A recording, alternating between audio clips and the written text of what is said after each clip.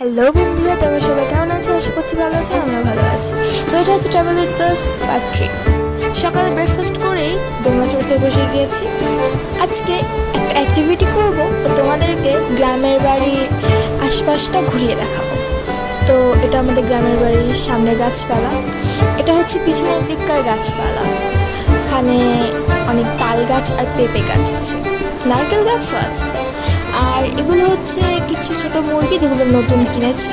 আর এটা হচ্ছে আমাদের পুকুরের দিকের এরিয়া, এখানে অনেক ধরনের গাছ আছে, বিশেষ করে তাল গাছ।